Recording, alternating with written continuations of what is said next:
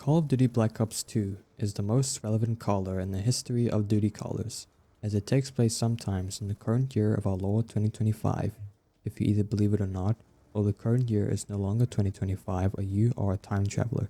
But the question we should all be asking before this year passes is, can you beat Black Ops 2 in 2025? First of all, a disclaimer. The title is niche, which you probably guessed, because this is a late tribute to the late Paul of Midnight Squad, and also to Black Ops 2 itself for being the way it is. And I don't care if everyone has already seen this game 10th times, either before this year or during it. I would like to think of this as a what could have been were Paul still around to have made this video himself. So feel free to watch this to the end, if only for Paul. And disclaimer, begin your game. The game started with me choosing the hardest difficulty, because I thought it would be funny for you to see the pain that I'll go through in about 121 different lives. That's how many times I died. Then the real game began like how an okay movie would, being all exciting and mysterious. And what's more exciting than entering an old folks home to talk to an old man about things and people he already knows, like Osama bin Ibn Saudi, who had approved his agreement with America, and the new Saudi wannabe, Raul Menendez, who Woods has a history with. But Woods wouldn't say anything, so Harper thought of him like how he thinks of broccoli, gross and useless. But David thought better of him like a nice stew. They needed to know anything he knew about Menendez, so he went way back to 1986, when David was a kid and his father Alex was not absent. Then the CIA showed up with their problems to Alex. They wanted him to come back for just a few favors of theirs, like intervening in a civil war happening on the other side of the world, and I guess Woods needed rescuing too, so 'tis off to Angola we go, to fight on the right side of the war, I think. The mission began with one of our, I think, best guys horrifically going up in flames. Happens to the I think best of us. I do think, therefore he is being burned to a Pringle. Fortunately, we still had to stop watching his brother dead to the MPLA, or his WTBDTT MPLA, guy on our side, and Hudson and a chopper ready to chop up the enemies for us. We went straight to the front of the attack line when the bad guys began the technically moronic human wave assault against armored vehicles, wielding machetes like they didn't have guns. Some of them were holding guns, as you can see, which they did had, but it was entertaining how they ran up to me like I was going to be honorable and not use my gun to bring them to the ground. I tried to play this like I was in Fury, hiding behind the metal monsters. The bad guys weren't having that, so they blew up my first choice for cover. Thus it was time to enact my revenge, as is the theme of this game, and gave the mortar crews a taste of explosives similar to theirs. They had infinite ammunition though, and I already ran out of grenades, so I did the next best thing, run up to them and hipfire them. It was a good thing that the tanks that were unannounced didn't notice me as I did that. I called Hudson up to help us put down the naughty wild animals that were annoying us, so the African wildlife, interrupting a little skirmish, and I took down some of the game myself, but I needed Hudson again to clean playing, and then war crimes, and the meme happened. But none of this mattered to us, except that we now then knew where Woods was, so we were off to extract Woods, and hopefully not wake Shrek. That was wishful thinking, because Hudson was stupid and forgot that these guys obviously had Soviet-leased RPG-7s for every third soldier. Fortunately, everything will work out when I got an epic stealth takedown without even being in stealth mode. Even while still not being in stealth mode, they had no idea what hit them, but there was no stealthing around the PT boats, so I, had to take them out like it was 1944. More shoot of the guys of bad happened. I've got shoot off by a guy of bad and have died it. Used a magic wand gun to press the one of the PT boats into non-existence, and then we cracked open the rotten egg of bodies when it was safe. There was Woods alive, and it was no longer safe as the chopper on his hind legs got the scent of the dead bodies. I put it down, but it took the barge down with it, so we had no other choice but to run into Woods, the forest. These Cuban guys were not messing around, as they had essential NPCs fighting for them. That was a Bethesda joke if we didn't get it first. I just so happened to come across that one guy Savimbi mentioned. He was not interested in listening to simple instructions. Like I had principles and wouldn't just shoot him then and there. He got his eye shot for thinking that. Now the army of consequence was after us. I, defended myself, until we made it to the beach. But oh no, there was no way out of this one. I wasn't worried, because if you know anything about these games or this trope, I'm the main character, I can't die now, not until the end of the game, which this isn't. And I was right, when I could have been dead wrong, literally. And Woods proved how much of a badass he is, no matter what condition he's in, and the Hudson is a lamer voice changer. Woods explained that one little incident with Mason and Menendez is the reason why Menendez is now the harbinger of terror for not just the West, but to make a hole in the world. There's more to it than that, but my writing is not as good as this game's writing, so I'm just skipping over that, and instead, I'm going to remark at how scary accurate this game got to our today world, like China dominating the market of America sits in the dust, unrest in the Middle East, which happens in every decade, combat drones, and the internet playing a big role in modern geopolitics.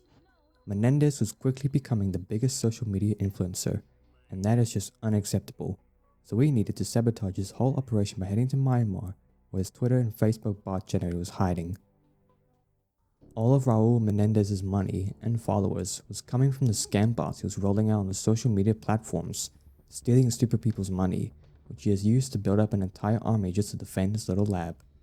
To get this secret base, we quickly needed to quickly traverse the QuickTime Event Central, whilst the QuickTime events would get to us and would die instantly. They weren't really QuickTime events, because I could just hold down the buttons before the prompts came up. The part after that was not so easy, because you had actual control, and if you didn't turn soon enough, well, I sure failed at once. When we landed, I forgot what the secondary grenade key was, died for it, and died many more times in this section, lowercase. I really did die a lot here, more times than you can calculate from the total number of times I died throughout the campaign. Use the best gun that you can take with you. It was nowhere near as good as the actual best gun in the game, the QBB LSW, which is the second best gun in the game, by taking advantage of climbing, and then we defiled this ancient Mayan council because they said that there was a thing of mass something.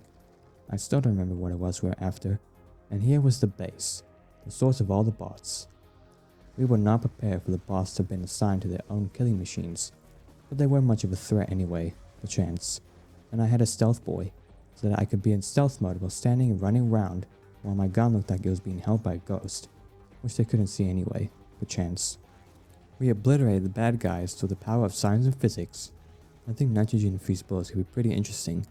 More shoots of shooting, and we found the two world's largest 3D printers, and a guy who said something about something called cerebrolarium that's supposedly way better than microscopic potato chips. The battle was over before I could show you it. We went into the 2012 chamber to obtain the nuclear color quantum potato crisp. The guy finished his lines, and then there was more shooting up in the QZ, that's short for quantum zubly. My stealth boy expired, and then more bad guy and then good guy at the end, who seemed to really not like consumers of poultry, and it was mission accomplished for the win for us, for David Mason in the future present, for Alex Mason, and it had then been time for the Holy Crusade against the Red Imperium, which starts then now. We were now then in ruin, as the evil forces of Mordor were attacking the locals because why not? Woods and I both looked like sore thumbs, and the fellow sore thumb arrived, nearly knocking me out with his horse. Now it was time to ride on to the base camp to get the mission briefing. Woods managed to lay his voice from his lips, and the unholy empire had already arrived with malice in their hearts and evil machines in their arsenal. My horse already developed PTSD and wasn't sticking around for this. I wish I did the same, because I got my eggs handed to me in many petty ways here. After remembering how to lean, I leaned my way to death a few times, and a few more times, almost got ward of ward, died anyway, tried a few more things to hopefully get through this, and finally got to the stinging bee. I placed the charge, and now the crusade proper may have commenced. Got shot by a tank while on a horse, but came back in badass mode, holding the reins with one hand, wielding a Stinger RPG in the other, taking down entire choppers and tanks, ignored for way too long the message trying to tell me that there was an easier way of taking down the choppers, shot a guy in the boot, died a couple times just to be safe, and there hasn't been a full stop in a while, so this sentence is ending now. Then came a death loop. The game checkpointed just as I was right in front of a hind that was directly facing me, killing me to death a few times until I managed to escape his view and shoot it down, and then we had to say bye-bye to the seeds for now. I finally pressed 5 like the game was telling me the entire time, then the hind hunter became trivial. Played peekaboo with the stinger, stunning Russian soldiers hiding in the graves. We said hello to the horses back to base because something bad was batting apparently. There was subtle foreshadowing, and the pride of the Soviet fleet made itself known. We were heading straight to the Russian Obamacare like we were on the Pelennor fields. I almost got ran over by the beast, and jumped up on my own onto the thing. Then I got badly surprised. It wasn't a surprise for me, because that one guy that Mason got rewired to kill wasn't killed. He would be though if Mason had his unwilling way. Now he needed to spit out what he knew about that darn Menendez, and Mason needed to behave himself because Woods would finish what this man started. And then the Mujahideen turned on us for no good enough reason and threw us bound into the desert to drop into human prunes. The day went by, and Easy Pete found us and helped us to take it easy, and we accomplished the mission, sort of. We knew where Menendez lived now, in his home country, which is probably where we should have been looking for him earlier, but it wouldn't be as easy as just knocking, because his cartel buddies were willing to die defending his house while he looked in the mirror and sat beside his totally yes is definitely his sister. I will explain to you in detail my interpretation of why Woods was so determined to get at Menendez. See, they had a water balloon fight to determine who was bad at water balloon fights, and Raul owned all of Woods' teammates. Now Woods wants payback, but it seems that he forgot to bring his water balloons, so I don't know what he was going to do.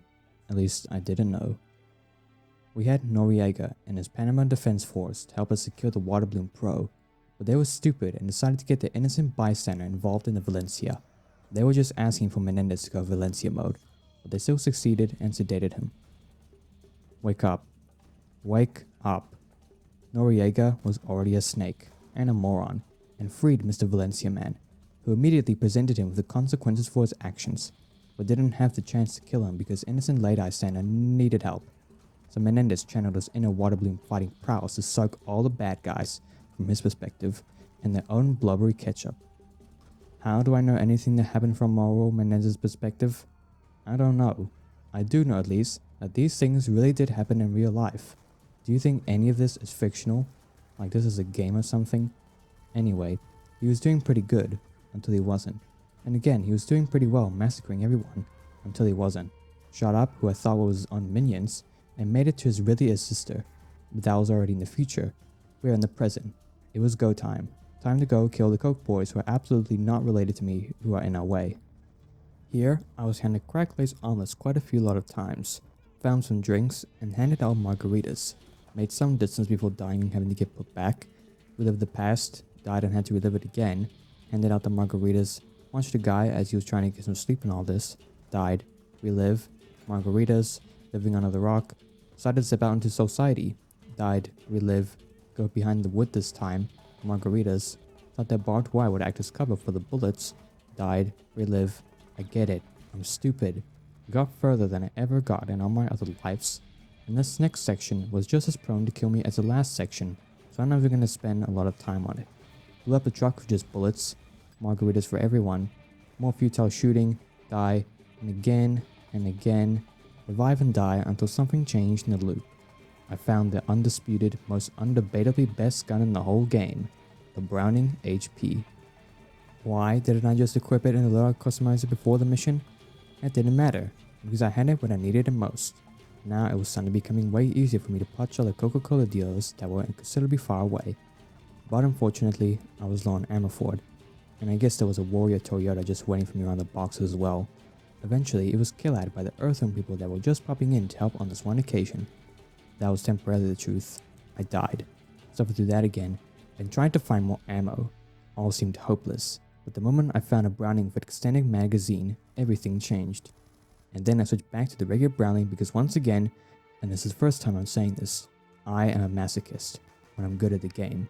But I don't need you to call me that. I have special needs. Just call me the Pistol Whipper. We saw Menendez down there. Woods was predictably not happy about that. He needed to turn his head upside down to do the same to his frown and just suck it up until he could spit it all out on Menendez. We were getting closer to him now, and up ahead was the big Nerf battle between the Pepsi and Coke drinkers, and we had the real guns, like airsoft trollers, and we were ready to kill him.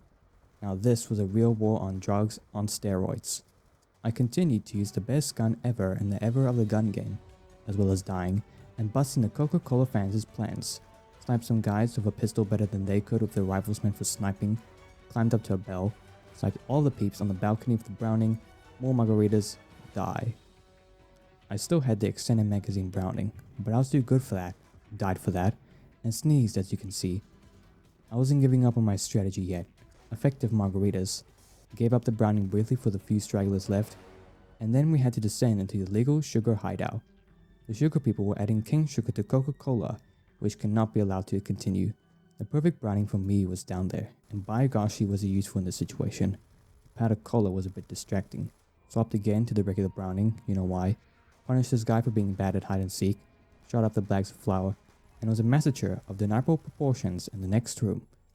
Watts was seeing red, and then he saw Menendez, and then he hit me with his head, and then he thought with his lethal water balloon rather than his head, and made a big mess of the place. I didn't get to tell on him for his behavior, but it was okay, because Menendez was now dead. But he isn't dead now. Why? Don't know, don't care.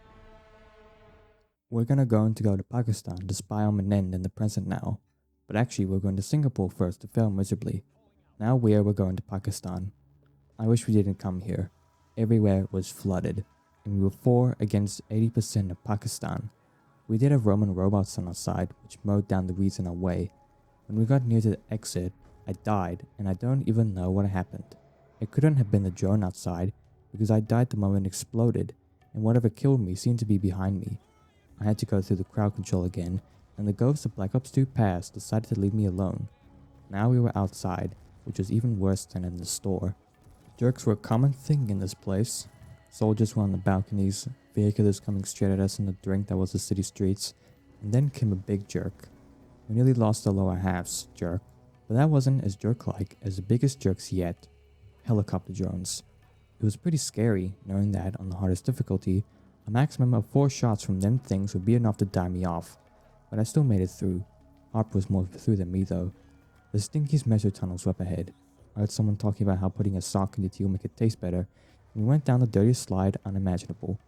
In the end, it was worth getting funky down there, because we were right under where we needed to be, the National Anthem Center of Pakistan, where withered old Mendy was with another withered old Englishman. It was as agreed to the time in the National Anthem Center. We gracefully jogged up to the roof so we could spy on old Mendy and his schemy schemes, had a polite conversation with the guards on the roof to give me some space, while I got the spoonful on the man in the white suit. They kindly moved away for us. Now it was spy time.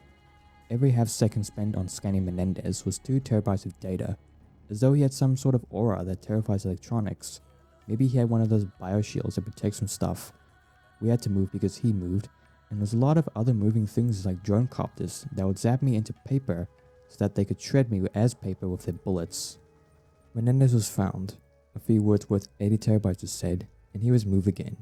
Harper asked the guy on the computer nicely if we could have a turn, and there was the Falconman talking terabyte after terabyte with Menendez in his dashing suit.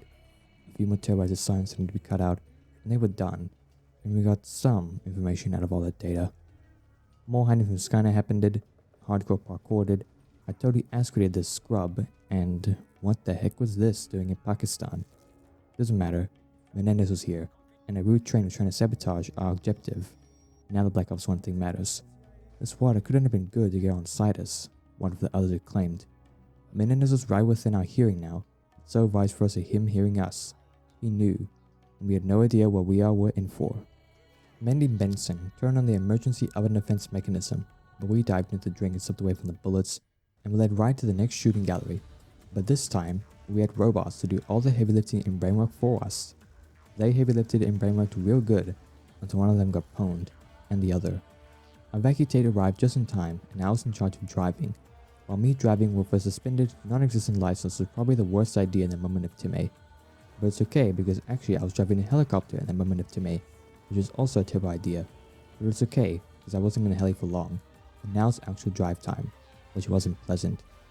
I dared a few times, what a surprise, when driving until Harper got a face demake, and we finally made it to the end of the city, where that one sore thumb stood before us while Salazar just stood aside. Just let us have to talk away our being shot then and there. Just nice guy things. Well, el accomplished missione. Our next stop was Afghanistan to succeed in the objective, and our next stop was Singapore to fail the objective again because I'm playing on the hardest difficulty, and our next stop was the fanciest, schmanchiest place on earth, the biggest waste of money to build a mall on the water. The reason we had to go to a mega Walmart is because Falconman likes wearing their merch, and he wore such while meeting with Mendy, and Mendy gave a not so subtle clue about his Karma cyber weapon being at Omega Mallwart. So it's off to Mallwart we drop in.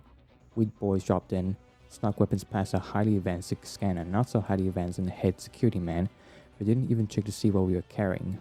At first I thought we were imagining ourselves being the coolios in advertisements, but this game predicted corporations having your face and personalizing ads towards you with your own face on them. I couldn't have agreed more sours on this. As we descended into the tube elevator, I couldn't believe my eyes when I saw the incredibly rare gift people, Huron Colossus, Garden Awkward Sandwich, and Harper got a reject sandwich. The worst thing ever happened when the elevator opened. I got confronted, so I stuck my gun on them, and immediately switched back to the Browning. Now it was Ziggy's turn. He did some crawls, some zaps, more crawls, and zapped a man to death so he could scan his eye. Now I could fake my eye to gain access further ahead. And further ahead sucked really a lot, because I died a lot, and I blame the game for forcing me to be standing right in front of the peeps shouting at me.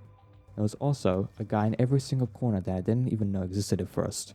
It didn't get any better when I did know where they were sneaky. It did get better when they became stupid and ran right into us. Intensification of Google searching intensified, and Mendy's cyber weapon was even more terrifying than I could ever have imagined. Karma was a woman. Scary, I know.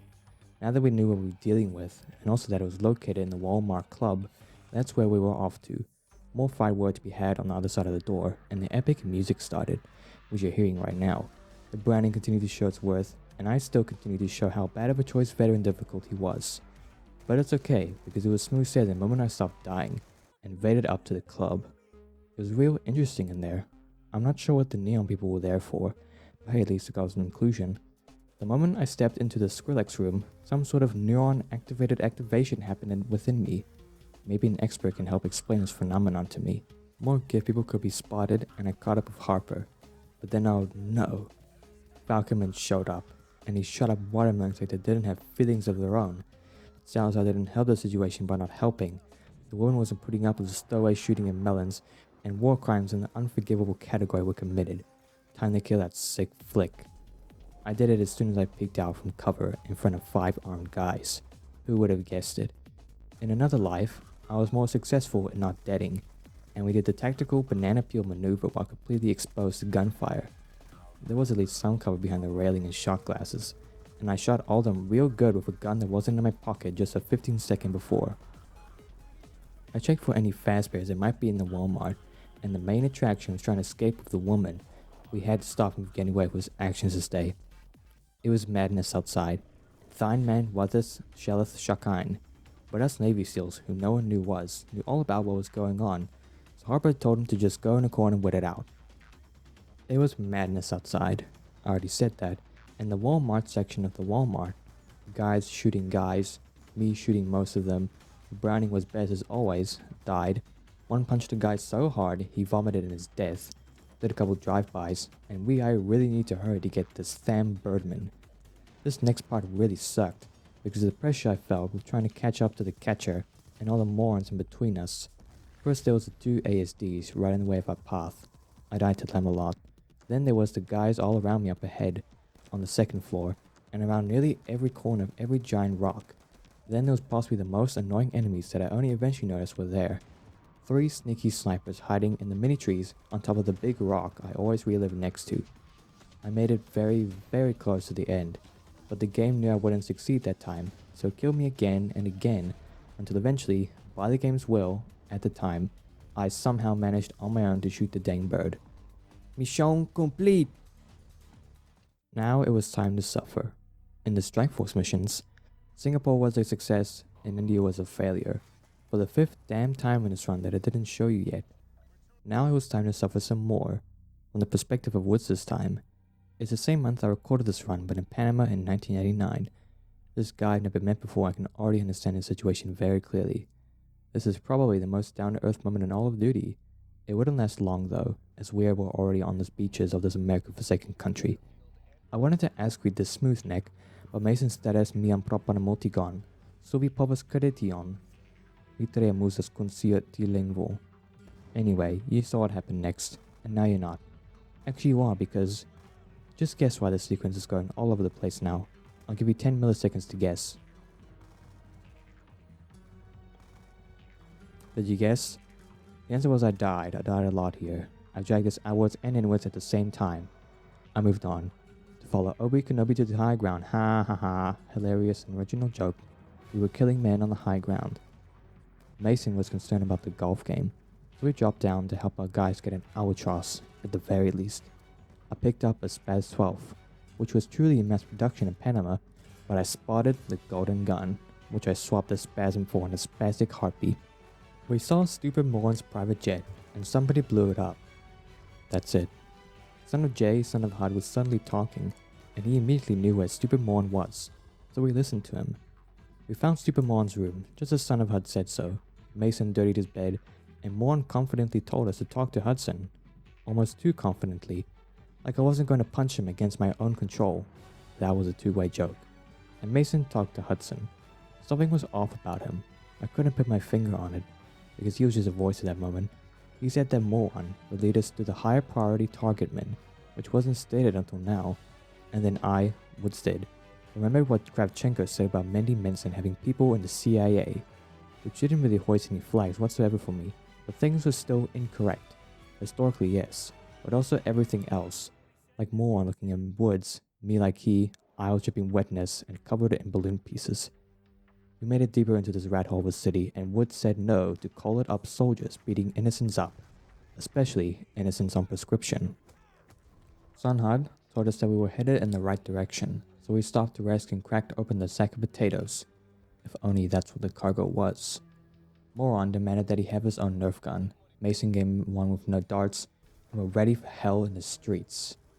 This guy on the roof with a machine gun managed to snipe with a golden gun, and a guy on a higher roof who nearly killed me with his rubber gun got actually jump scared by a Moran, killed his friends with that unfunny prank, and we good guys continued to vandal level this entire city because it's bad. I ran out of ammo for the golden gun, which was why I died some few times ahead. Tunnel visioned the sniper on the roof until I didn't, and we made it into the Fallout 3 building, where we heard a spooky sound, and saw how Moran held his Nerf gun like it was a teacup. The spooky sound was actually a nurse, pretending to be sick just so that... Jump scare! Moran made a gosh darn dash for it. It's as if these guys were helping him by stalling us. We made quick work of them. Jobs for everyone. Of course I die when the environment attacks me. We live, don't get attacked by the outside, and Moran didn't get too far away from us, but he is severely misbehaving. The Woods did what any good, healthily disciplining parent would do. Punch him in the gut, and kick him there. We were about to tell him off for killing an American soldier and tackling another, when the Americans showed how they really felt about us, without even knowing we were there. This next part should have been simple, just run forward and jump. But unfortunately for me, and only me, hardest difficulty. This took a few times to do, which is too many for the sequence of happenings.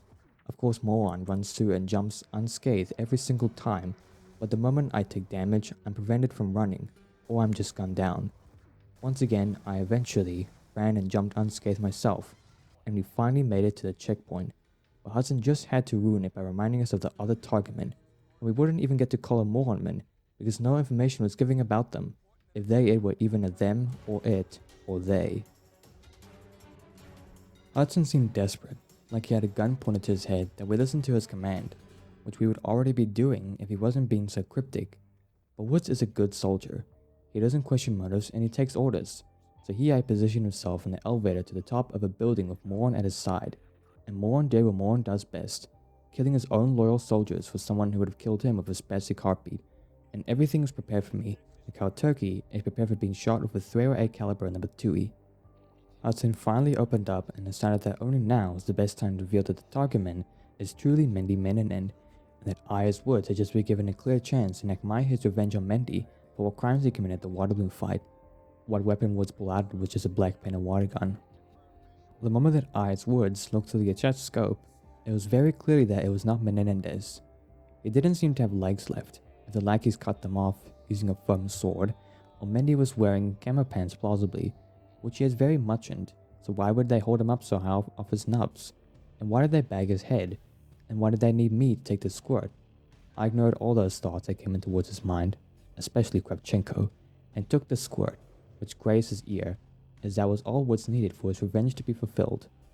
We walked away to him so we could see how embarrassed the look on his face would be, but with the dramatic music playing and Moran's look on his face, Woods was freaking out and ran to Mendy's supposed sad squirted sack. When he made it to his psyched body, Woods pulled the sack off his head, and what do you know, outsmarted once again was we. This time the repercussions were much greater, as now the ending I would get would be just okay. Moron had the audacity at this moment to shift his morality onto mine. He'll be died for that. Just happened. It would seem as though Woods' knee just got grazed. And what do you know again? Menendez. And would you know it appears that he just grazed Woods' other knee with his expensive water gun. And you must know that the water was boiling hot. And he hit me Woods really hard with his head hard. I'm keeping that. Too bad I didn't get the chance of telling him, because now Woods is immobilized. Then Menendez brought me into his shed. Well, what do you know again? Hudson was actually ordering us to this point with a gun to his head after all. And we were forced to play Latino roulette, where the only rule is that one person out of everyone present must die. Hudson volunteered to be first and last, thus getting himself the title of being a rotten egg. Menendez was really upset with Woods, and I can't even think. Why would he be mad at Woods when it was him that won the water balloon fight? I don't think. Menendez was within more than 5 meters of David, a 10-year-old, which should be socially unacceptable, and Woods wasn't having any of that, even if there were better things to be worrying about, like his knees. David had to live the next 36 years knowing his father was absent from the whole earth. But times have changed, and now it's time for us to walk away from the past and make Mendy Menendez absent from history. Now it was Farid's turn to get dirty hands in a dirty country on a special day, the day that the earth will stand still. June 19th is a few months from now, so who knows? Maybe the earth will be stood still soon. Farid was in some deep grisly something, being the closest anyone has gotten to Mendy Menendez without trying to kill him. Now we are ready to walk some time and to notice how the whole crowd looks like they're T-posing if we pause it at the right time, and for everyone to shout how they would like if Cord is die, whoever Cord is. But the encore is cut on short as Ameriksland showed up in the fancy jet fuel VTOLs that would have given all us on the ground all 3 degrees of burns. But it's okay, because they get shot down immediately, almost as if Menendez planned for them to teleport behind them. And very fortunately for us, the drones that were deployed completely ignored us and even flew by our heads when they could have gunned us down on our feet. A lot of shooting in small spaces and dying proceeded to happen. The super secret stupid stealth boy helped in the smallest of way, found an imitator of the second best weapon in the game, the QBB, which this wasn't, and proceeded to involve myself in nearly every shooting happening, when it wasn't even necessary for me to do that. So of course, I got an Eggs Benedict sandwich with scrambled eggs on the side of my own eggs boiled, handed to me for doing that. How considering are they to cater to my insatiable hunger? I opened the door, and there was the Guzzi Menembe with a rubber gut just waiting for Harpoon to come around the corner. And when Harpy did do so, Mendez skewered the winged beast for Harpoon in it. I dragged at Harper so that many could kiss him on the good side of his face. Then he enforced a choice on me, and he demanded I choose his choice, to shoot or not to shoot. Which is the answer? I believe it would have been to wait for David and Salazar to show up before I could make up my own answer. But I answered the call of doing what Mendy wanted, being the big boss and all, and shoot. The moment the shoot happened, Mendes left the scene the moment David arrived. Boom. There he is, and now I am him. I exchanged what I had for Farid's weapons because he had seen and done enough today, and now it was time to walk away. To the Citadel we go, whichever one you personally associate the word Citadel with. I politely asked to have drones on my side, which helped. I died. They died a lot more than thanks to the heartless flying machines. Mendes was apparently on a minigun at the end of the world level, and we undid the bridge of being built. Good work everyone present. There wasn't many lackeys for Mendes to hide behind now, and the cactus pears were looking good this year. And there was he, waiting patiently for me to cuff him. Well, not me. I didn't cuff him. And the mission accomplished, yay, was this done now. The plot continues with us boarding the flagship of Obamacare, with Menendez in our custody.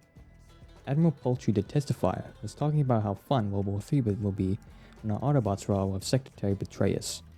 Wait, how did I manage that typo? It's crazy. And David rolled out being the cool egg that he is, and signaled for Menendez to reveal himself in the sad state he was in. He said something to Betrayus. Like, how to do this twice? That was foreshadowing anything. And Admiral, that's his first name, said the thing. And Betrayus said something that sounded awfully familiar. Now, I know that Menendez may be the worst terrorist in the history of the universe, but that was uncalled for, Salazar. Menendez called my name, so I just had to answer the call. of dutifully walking into the terror room and sitting down and having a big stern talk with him about everything he has done to so many people. And what was his response? Trauma dump. I could care more about his childhood trauma than I do about his political activism. Like, I don't care what happened in your life, because you're politically actively wrong about the American way. It turned out that a passenger plane is flying towards us. Meanwhile, 7 other battleships are surrounding us and somehow aren't on full alert immediately, and it released a massive flock of pigeons to befit the poop deck. We should have shut it down immediately, but looks like we're gonna have to do something else. We got up to tell the guy outside the room about everything, but it was shot in the head short, as Mandy McMenzie teleported behind Salazar and was totally going to have shot him if I didn't disarm myself, cuff myself, and turn myself around to get TKO'd. I finally awoke. Mendez had escaped. Everyone was dead but us, and Salazar said something akin to what that old Russian said, and it makes you wonder about how Mendez got out of the cuffs and Salazar was standing behind him. You really wonder. Now we had to take back Obamacare from the foreigners trying to steal our most reliable healthcare. It turns out that ignoring a hacked turret, that shooting your fellow Americans is a bad thing to do, but that massacring illegal invaders is the most Americanly more good thing to do. A shotgun with a laser was easily the best gun for the situation. A fellow American did a cool roll into his death, and my shotgun with an attached laser was the best choice of weaponry for such an occasion such as this. Hacked a hacked turret, no Spaniard, and we reconquered the bridge of reconquisted the dang Bitcoin miner on our ship, making Mendez bank. He always seemingly 1 step ahead of us, so for the maybe 5th time in history, we had to find him.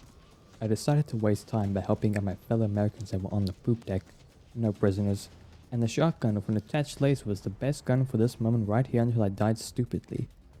Then I threw a taser at them and completely owned all of them on my own. Died for that, and we all continued collectively to vandalize American property. Then Admiral got a brilliant idea. If we can have ships, then I all just have to sing.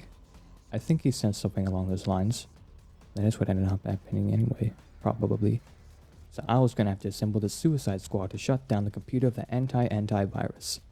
I made it to the computers and saw that Admiral was going to do the do to make the do riddance of the anti-virus. But turned out that Mendez was waiting for that to happen and he was right outside the room where Admiral was. I patched into Menendez's point of view to see what he was going to do. First, he spoiled what was to take place. Then he snuck up behind Admiral so that he could enact the biggest part of his plan yet. And then came the most iconic moment of despair in this historical sequence of sequencing that I don't even need to show you.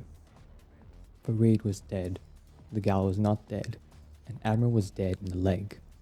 Mendez's ultimate plan relied on him having been shot in the eye by Mason, which allowed him to keep the A-brain worm in his not eye, meaning into our entire military complex, taking control of our entire drone fleet, and now able to burn the world in a burn of blazing glory. I patched out of Menendez's POV. Time to go scold Salazar for being a nasty little betrayus. But first we had to check if everyone in the server room was okay, I guess. The gal was okay, with some grape juice in her face, and Admiral was gonna be okay. When this is all over, we'll get KFC, his favorite, even if it hasn't sounded like it. Now it was time to put Salazar in time out for helping Mendendi McNendez control the Pentagon. If only Harper were alive so he could do the murder for me. I'm just too good of a guy to bring myself to kill anyone who kills. Now we needed to get off this darn ship and leave Salazar on it to go down with his actions today. Hacked a robot tortoise named Dante to help me massacre the massacrers in their ignorance, and stupidly did not stay behind at first and let him inferno everything away. I made it to the VTOL and politely asked if I could take the wheel, and also asked if the rude Spaniard could get the freak out of here. And the mission of us escaping was accomplished. But it really was a shame that Obamacare was lost to us forever and will never come back ever and again. Success! We're in the endgame now, and now the real game can begin with the President of the Great America, who is most totally not any one real person in particular. She's her own woman, and no one can judge her by saying that she is even alike any real person in the reel of reels. Some bodies blew up our sweet ride. How rude. Good thing I'm the main character. This isn't the end of the game just yet, contrary to what I just said 76 words ago. This guy was severely overreacting. Like, take a chill pill in your neck, man. Oh yeah, I guess there were other, more important things to worry about than a guy worrying about dying while all of Los Angeles is under siege in the air by heartless robobirds. like getting the president to the high school prom night within the blazing city, while we were getting gated by the magnum opus of Obamacare, our fellow Americana-made killbots. We got it. But I'm still the main characters, so it's okay. But actually wasn't. Because now we were in a situation like how being underwater surrounded by hungry sharks is like. You don't know if you're gonna dead or no dead. This section is very much like that one other section of running from the gunship bullets of Mason and Moron. You just can't know how you're supposed to approach this. And of course, like the previous moment, I died many of a time. More time actually than the gunship sprint. But what's worse here is the 17 seconds of uncontrolled every time you relive this scene, which just lazily added to the runtime, so I'm cutting it down to when I succeeded. Finally, I could get my much deserved revenge on the soulless bass poops. All you have to do here is just look at the compass, and line up the rectangle of the drones when you fire, and got support from a fellow flesh thumb. Now the actual most dilemmic decision in the entire campaign. Do I want to be a sniper or a rapper? I can't freestyle to save my life, so snipping would be a delight.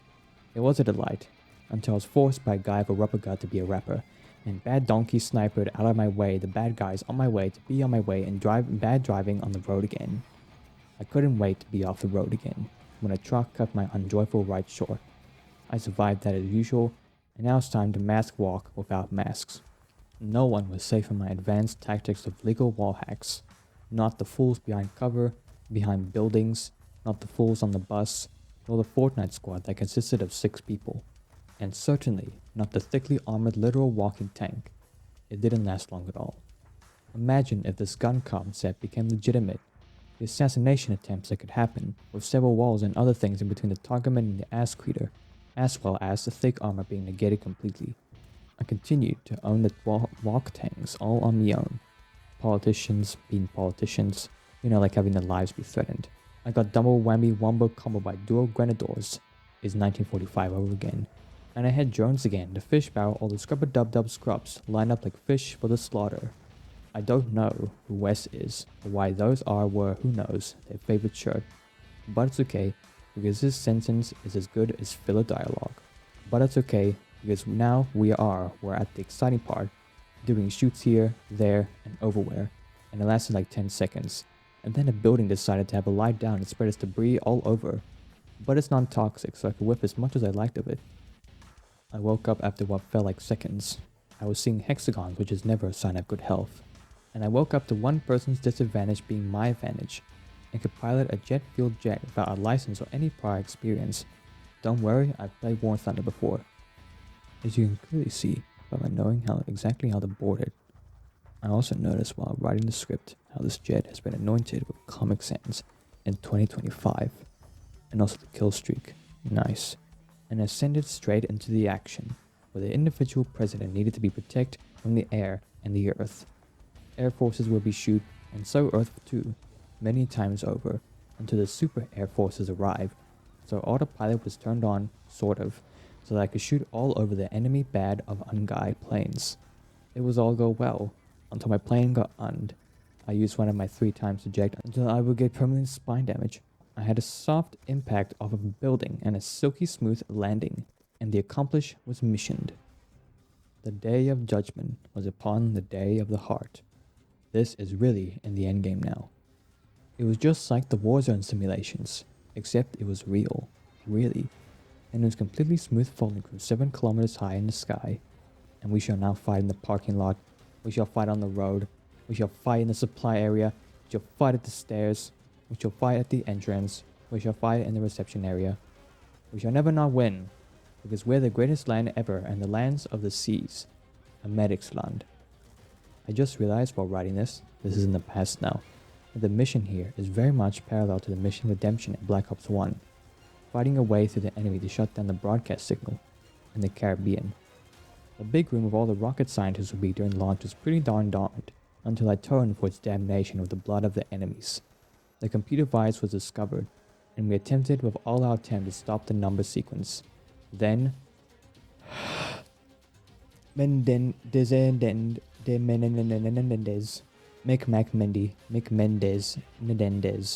did a live leak, and trash talked our great country of Ameriksland because of stupid reasons, like how we're cappies and modernists. He was as good as dead for having his own ideals. But it's okay, because actually he just threw hundreds of billions of dollars into the sea by distracting the self of our drones, with his actual army being partisans of Ameriak and Cheyenne. Then a ranger found a naked ranger, and, being stupid and not knowing what violent armies will do with the enemies, setting up his traps, proceeded to touch the man. It was actually a human mind. Tricked again, are we, huh? The next and last part of the game, I play like how anyone should do. Like it's gun game, and you keep your momentum and don't stop moving forward. Also, I realized in the writing that the Type 25 kind of looks like the Morita rifle from Troopers of Starship. That's all. I kept the momentum going, and going, until I wasn't. Until I wasn't soon after, until I gave that up, and the finale was right under my feet. Many menen, dezen, nenen, dezen, den des was impostering. There was a slide, there was a gun, there was a brilliant scene, and there was a choice. I shoot him without a second thought, and the door goes open, the crowd goes wild, the vicious cycle continues, and I did not beat Black Ops 2 on the hardest difficulty without taking any damage of only the Browning HP in 2025. You may think that the video ends here now, but basically I played through the whole game again to get the best ending on the easiest difficulty, and it was in 2025, according to what you see on the screen now, and did not in fact beat Black Ops 2 in the hardest difficulty, nor without taking any damage, nor with only the Browning HP, but I did beat it in 2025. Now the video ends here. Leave a like if you learned anything or enjoyed the video. If you didn't learn anything or enjoy the video, leave a dislike. Thanks to all the people that don't exist as well as other people that don't exist for making videos like this one possible. Join the CoCoin Discord server that doesn't exist through a link in the video description. Follow me on X, Y, and Z. My name is CoCoin of CoCoin. Have a wonderful day. And remember, what doth life? God.